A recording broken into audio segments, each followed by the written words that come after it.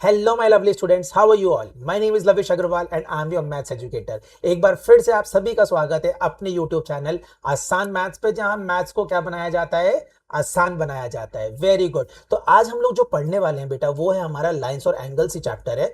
Previous video में हमने इस चैप्टर का पढ़ा था लाइंस क्या होती है, कितने तरह की लाइंस होती है ना। आज हम लोग जो ले रहे हैं वो है हम लोग एंगल्स, कि एंगल्स कितने तरह के होते हैं और कितने डिग्री के वो एंगल्स होते हैं और बनते कैसे हैं वो एंगल। तो एक्साइटेड है कुछ नया सीखने के लिए? अगर हाँ, तो कमेंट सेक्शन में थम्स अप कीजिए और अपने दोस्तों के साथ इस वीडियो को जरूर से जरूर शेयर कीजिए। तो चलिए स्टार्ट करते हैं हमारा आज का टॉपिक, दैट इज एंगल्स। हम लोग एंगल समझेंगे, एंगल्स क्या होते हैं।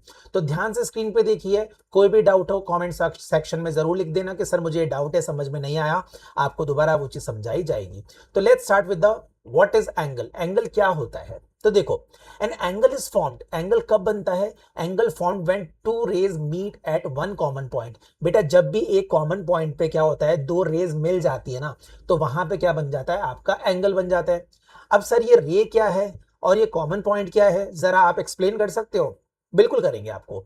अब ये कॉमन पॉइंट जो होता है उसको पहली बात तो समझो, आप क्या कहते हैं, वर्टेक्स, या फिर आप उसको कॉर्नर भी कह सकते हो। अपने देशी लैंग्वेज में हम लोग क्या कह सकते हैं, उसको कॉर्नर भी कह सकते हैं। भैया देसी भाषा में हम लोग क्या कहते हैं, कॉर्नर।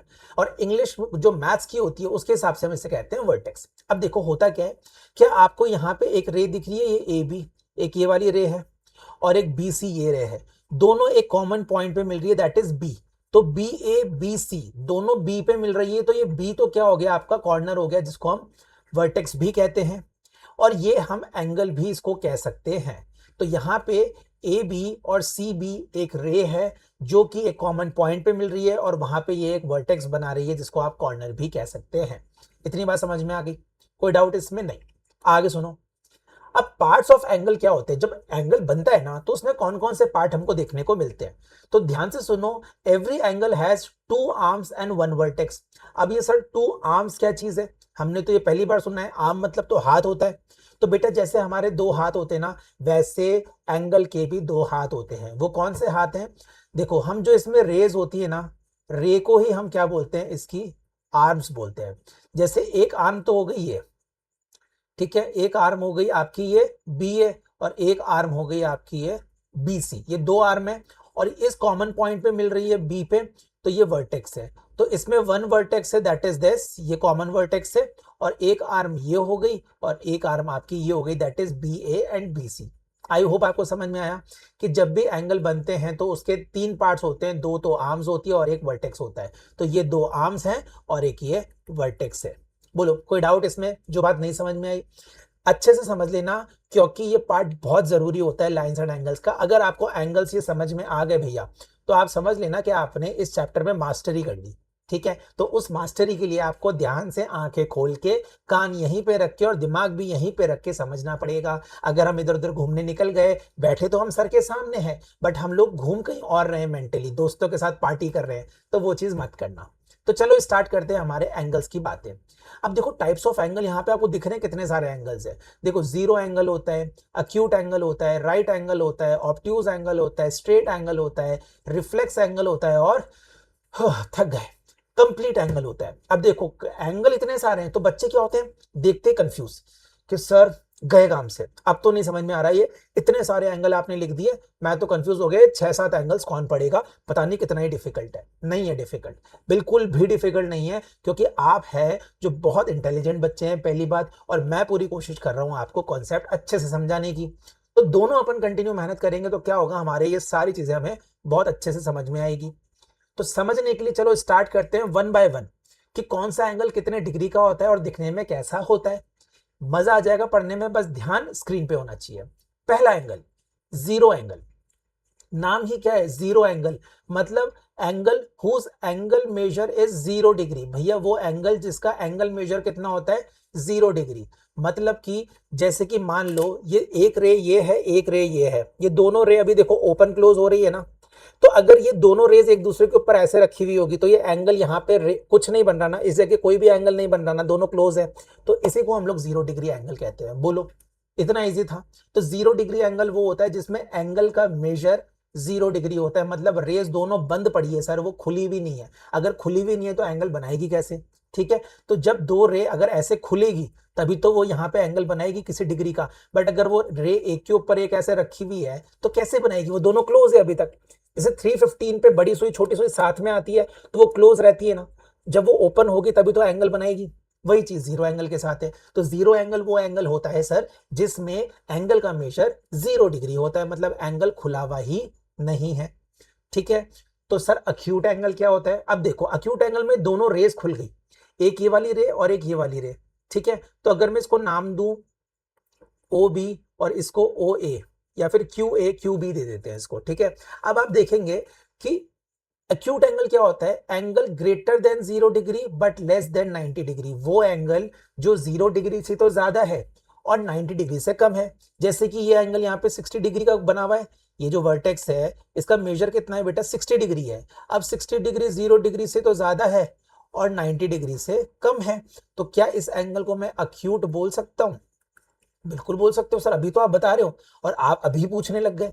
बेटा अक्यूट एंगल हम कह सकते हैं अगर कोई भी एंगल 0 से बड़ा है और 90 से छोटा है, उसे क्या बोलेंगे हम, अक्यूट बोलेंगे। दिमाग में बैठ गई ये बात। 0 डिग्री तो 0 डिग्री का होता ही है, 0 डिग्री से ऊपर जाते ही और 90 डिग्री से कम होते ही वो अक्यूट कहलाता है। तो सर क्या होगा अगर वो 90 डिग्री पे आ गया तो बेटा हम उसको बोलेंगे राइट एंगल। अगर कोई भी एंगल एग्जैक्टली 90 डिग्री का बन रहा है तो उसको हम क्या बोलते हैं, राइट एंगल। जैसे कि यहाँ एंगल है ये ओ ए और ओ बी, हमने ये रे ले ली। अब ये दोनों एक दूसरे पे फॉल कर रही तो ये 90 डिग्री का एंगल बन रहा है, तो ये 90 डिग्री का एंगल है एग्जैक्टली, इसलिए हम इसको क्या बोलते हैं, राइट एंगल। ये चीज ध्यान रखो कि अगर एंगल एग्जैक्टली 90 डिग्री का बन रहा है तो उसको आप क्या बोलोगे, राइट एंगल बोलोगे।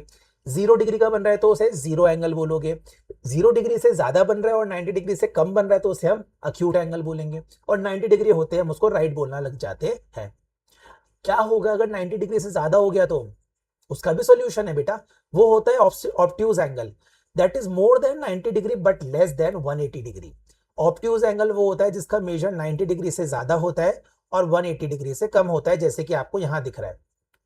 अब ये ऑब्ट्यूज है, क्यों? ये अक्यूट कब होता है बेटा, जब ये 90 डिग्री से कम होता और 0 डिग्री से ज्यादा होता। और अब इन्होंने बोला ये ऑब्ट्यूज है, तो देखो मैं आपको बताता हूँ 90 डिग्री एंगल कहां बनता। अगर मैं इस लाइन को यहां सीधा लेके आऊंगा ना तो ये वाला 90 डिग्री का एंगल बनता, बट ये 90 डिग्री से ज्यादा ओपन हो रखा है ना इधर, इसका मतलब मोर देन 90 डिग्री है और लेस देन 180 डिग्री है। 180 डिग्री कहीं यहां आएगा, ठीक है, और 180 से ये कम है। तो 90 से ज्यादा 180 से कम, इसलिए ये क्या कहलाएगा, ऑब्ट्यूज एंगल। आप सिर्फ इसकी स्टेटमेंट याद रख लो, धीरे धीरे आपको सारी बातें समझ में आ जाएगी। बट अगर ये स्टेटमेंट याद होगा तो आप याद रखो कि 90 से ज्यादा होगा 180 से कम होगा तो क्या बोलेंगे, 0 डिग्री से ज्यादा होगा 90 डिग्री से कम होगा तो क्या बोलेंगे, 90 डिग्री होगा तो क्या बोलेंगे, और 0 डिग्री होगा तो क्या बोलेंगे। ये चीजें अगर याद हो जाएगी ना तो धीरे धीरे आपको ये सारी बातें समझ में आ जाएगी एंगल की, कोई दिक्कत वाली बात नहीं है। ठीक है, आगे चलें। तो ऑब्ट्यूज एंगल 90 से ज्यादा 180 से कम, तो 180 हो गया तो क्या बोलेंगे सर, देख लो, उसको हम बोलेंगे स्ट्रेट एंगल। अरे हर चीज का सोल्यूशन है, आप मन लगा के तो पढ़ो। स्ट्रेट एंगल क्या होता है, एंगल एग्जैक्टली ऑफ 180 डिग्री। अगर एंगल 180 डिग्री का एग्जैक्टली हो गया उसको आप क्या बोल देंगे, स्ट्रेट एंगल। तो देखो ये लाइन एकदम स्ट्रेट है, तो ये वाला जो एंगल बनेगा ना बेटा, ये कितना बनेगा, 180 डिग्री का बनेगा, इसलिए इसको हम क्या बोलते हैं, स्ट्रेट एंगल। आई बात समझ में। तो अगर 180 से ज्यादा हो गया तो क्या करोगे सर आप, अब इसका भी सॉल्यूशन है हमारे पास।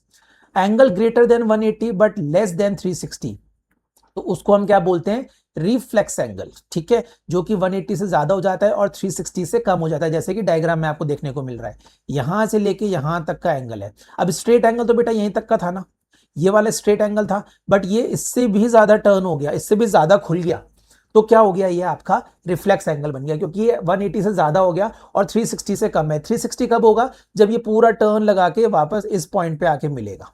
ठीक है, तो ये जब यहां तक आएगा ना तब 360 बनेगा, अदरवाइज ये अभी 360 से कम कहलाएगा। क्लियर है? देन व्हाट इज 360 वो भी देख लो। अगर 360 हो जाता है तो उसको हम क्या बोल देते हैं, कंप्लीट एंगल। मतलब कि ये एक जो, मान लो ये वाली रे ऐसी थी, ये रे ऐसी थी, तो ये वाली रे जब घूम के पूरा वापस यहां आके बैठती है ना, तो जब ये पूरा एक सर्कल बनाती है, देखो पूरा एक सर्कल बनाती है, तो उसको हम 360 डिग्री का एंगल कहते हैं, जिसको हम लोग एंगल कंप्लीट वाला कहते हैं। We call it complete angle.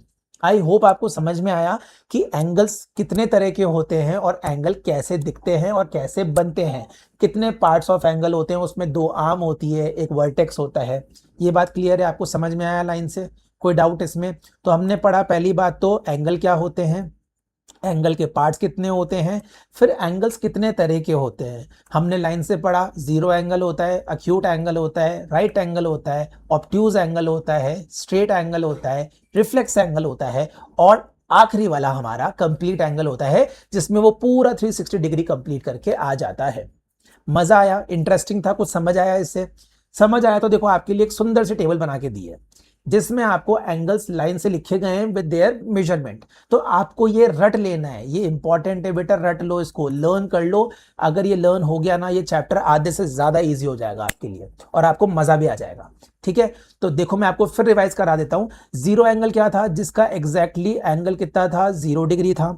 Acute angle क्या था सर, वो एंगल जो कि ग्रेटर था 0 डिग्री से और लेस था 90 डिग्री से। इसका स्क्रीनशॉट ले लो, चाहो तो आप आराम से स्क्रीनशॉट ले लोगे तो उससे क्या होगा, एनी टाइम आपको जब लर्न करना है आप इसको खोल के लर्न कर सकते हो। ठीक है, राइट एंगल क्या होता है सर, एग्जैक्टली जिसका मेजर 90 डिग्री होता है। ऑब्ट्यूज एंगल क्या होता है, जो कि 90 डिग्री से ज्यादा और 180 डिग्री से कम होता है। आ रही है बात समझ में? स्ट्रेट एंगल क्या होता है सर, स्ट्रेट एंगल वो होता है जिसका एग्जैक्टली मेजर 180 डिग्री का होता है। तो रिफ्लेक्स एंगल क्या है सर, रिफ्लेक्स एंगल भी हमें पता है सर, वो 180 डिग्री से ज्यादा होता है और 360 डिग्री से कम होता है। तो व्हाट हैपन, अगर वो 360 डिग्री का हो गया तो हम उसको कंप्लीट एंगल नाम दे देते हैं। So this is the types of angle that we have read, जो कि 7 तरह के एंगल होते हैं, zero angle, acute, right, obtuse, straight, reflex और कंप्लीट। ये बात दिमाग में बिठा लो कि ये बहुत इंपॉर्टेंट है। इस चीज में आलस प्लीज बिल्कुल मत करना। इस टेबल का स्क्रीनशॉट ले लो, अपने पास भी रखो, दोस्तों से भी शेयर कर दो कि देख तुझे बताता हूं कि लाइन्स एंड एंगल्स में जो एंगल्स है ना, इतने तरह के होते हैं और कितना शॉर्ट तरीके से एक टेबल में इसको समझाया गया है। ठीक है, समझ में आ गया आपको आज का? अगर आपको आज का इतना समझ में आ गया है, अगर आपको आज का जो अपना टॉपिक है, आज का जो वीडियो है वो अच्छा लगा, तो शेयर कीजिए, सब्सक्राइब कीजिए चैनल को और अपने कमेंट में आंसर जरूर लिखे जाया करो। जो भी आपको डाउट है, जो भी आपसे पूछा जाता है, कमेंट सेक्शन का भरपूर यूज करो। ठीक है, अगर आज का समझ में आ गया तो this is all for today. Let's meet in another video. Till then take care, good bye.